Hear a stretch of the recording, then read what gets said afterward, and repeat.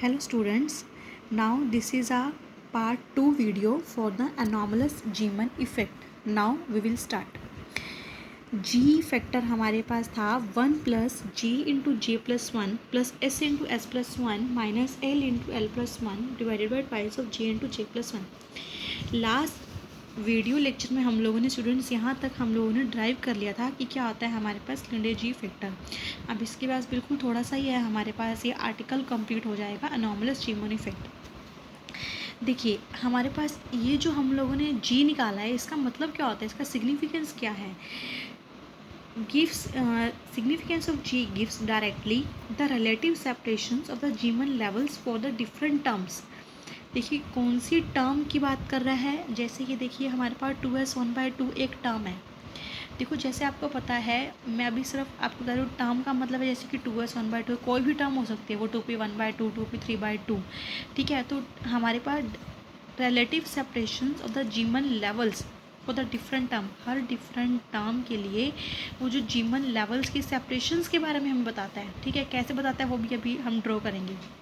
देखिए यहाँ तक हम कहाँ पहुँचे, देखिए हमारे पास ये चल रहा था म्यू जे, जो अभी ऊपर से जो सारा आर्टिकल चल रहा है ना, ये हम लोग म्यू जे की बात कर रहे हैं, ठीक है। तो देखिए mu J is equal to, देखो e/2m ये ब्रैकेट में सारा लिख दिया जी, और देखिए ऊपर से root of J into J plus में 1 इंटू में h डिवाइडेड बाई में 2 पाई, ठीक है स्टूडेंट। ये मैंने लिख दिया एज इट इज़।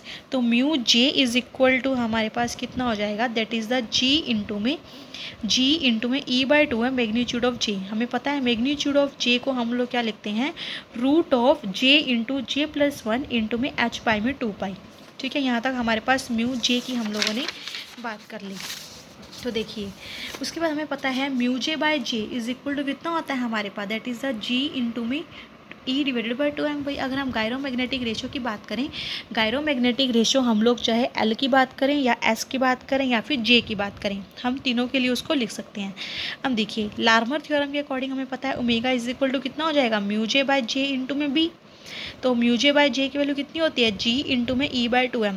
देखो यहाँ मैंने, अब आप लोग ये भी सहेंगे हमारे पास जी है, ये जी तो हम लोग हर बार हर टर्म वैल्यू के लिए हमारे पास जी की जो वैल्यू है वो डिफरेंट होगी, इसीलिए हमारे पास यहाँ पे मैंने इसको जी एल ही रहने दिया। अगर हम देखो जी एल या फिर जी एस की बात करते तब तो हमारे पास जी एल की एक्सपेरिमेंटल वैल्यू 1 हो जाती और जी एस के लिए एक्सपेरिमेंटल वैल्यू हमारे पास 2 हो जाती। अब हम जब जब जे की बात कर रहे हैं तो जे के लिए हमारे पास जो भी टर्म वैल्यू होगी उसके लिए हमारे पास वो वेरी करेगी, तो उसकी वैल्यू हम लोग निकाल लेंगे, ठीक है। अब देखिए पहले वाले आर्टिकल में भी हम लोगों ने पढ़ा था डेल ई, जब हम चेंज इन एनर्जी की बात करेंगे तो चेंज इन एनर्जी के लिए हमारे पास कैसे करते हैं, हम लोगों ने पहले भी पढ़ा है कि एनर्जी कैसे निकालते हैं, that is the product of the omega angular velocity into में जे जेड, जो कंपोनेंट की बात कर रहे हैं। तो सिंपल वैल्यू पुट करेंगे, ओमेगा की वैल्यू कितनी है, देखो यहाँ से निकल आएगी जी इंटू में e/2m इंटू में बी, और जे जेड हम लोगों ने इस आर्टिकल के स्टार्टिंग में ही पढ़ा था, जे जेड हमने कितना होता है हमारे पास एम जे इंटू में एच कट होता है इसकी वैल्यू। तो हम लोगों ने वैल्यू पुट कर दी एम जे इंटू में एच कट, तो एच कट का मतलब कितना होता है h/2 पाई। ये सारी वैल्यू पुट कर देखिए तो क्या आएगा, g as it is, M J as it is, EH/4 pi m into में बी, और ये हमारे पास पता है आप लोगों को EH divided by 4 pi m वाला हमारे पास कितना होता है, म्यू बी बोहर मैग्नेटॉन, ये भी हम लोग पढ़ चुके हैं। तो देखिए डेल ई हमारे पास कितना आ गया, जी इंटू में एम जे इंटू में म्यू बी इंटू में बी, ठीक है।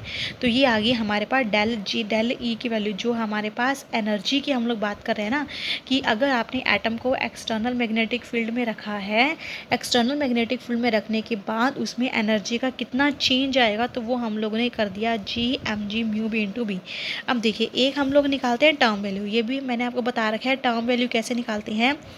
टर्म वैल्यू को निकालने का तरीका क्या होता है, जो भी एनर्जी आप निकालते हैं उसको एच सी से डिवाइड कर देते हैं और उसमें नेगेटिव साइन का यूज़ करते हैं, ये टर्म वैल्यू को लिखते होते हैं हम लोग।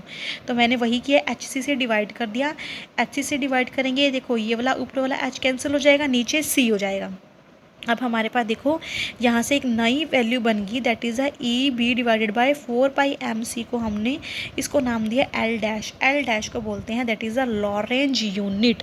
बहुत ही इंपॉर्टेंट चीज़ यहाँ से ड्राइव होगी स्टूडेंट्स, कई बार 2 नंबर में पूछ लेता है व्हाट इज़ लॉरेंज यूनिट्स।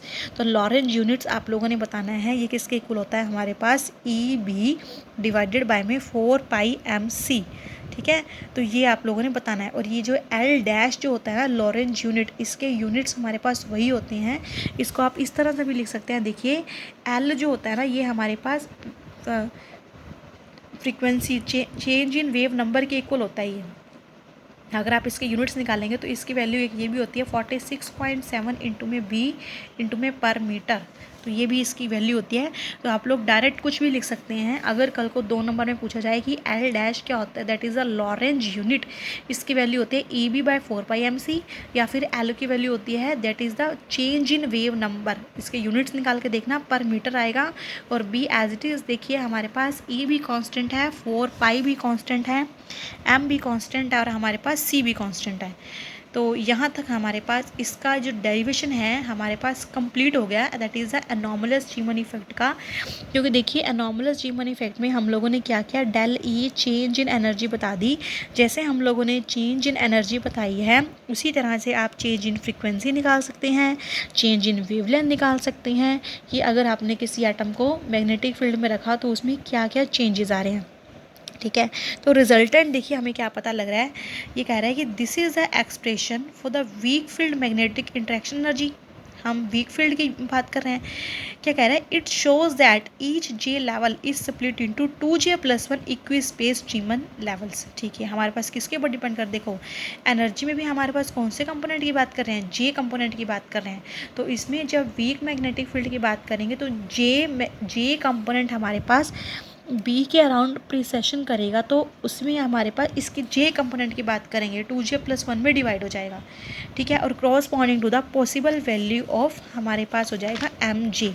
तो देखिए फिर हमारे पास कह रहा है the जीमन splitting is different for different J levels depending upon the value of J for that level.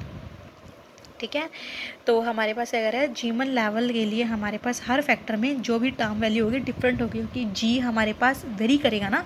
ठीक है, तो जैसे हमारे पास जी की वैल्यू हमारे पास वेरी करेगी उसी तरह से हमारे पास इसकी स्प्लिटिंग भी वेरी करेगी। तो यहाँ पे हमारे पास ये टॉपिक कंप्लीट होता है एनॉमलस जीमन इफेक्ट का। और नेक्स्ट टॉपिक में हम लोग स्टडी करेंगे, जैसे कि देखो हेडलाइंस है splitting of D1 and D2 lines of sodium. हम इसमें एनॉमलस जीमन इफेक्ट की हेल्प से इसकी देखेंगे कि इसमें कितनी स्प्लिटिंग होती है। जैसे कि मैंने स्टार्टिंग लेक्चर में बताया था कि D1 में 4 होंगी और D2 में हमारे पास 6 होंगी। कैसे होंगे D1 में 4 और कैसे होंगी D2 में 6, ये हम लोग इस लेक्चर में हम लोग स्टडी करेंगे। तो अभी के लिए आप लोग इसी टॉपिक को यहाँ तक कीजिए। नेक्स्ट वीडियो लेक्चर में हम लोग ये वाला आर्टिकल स्टार्ट करेंगे। Thank you students.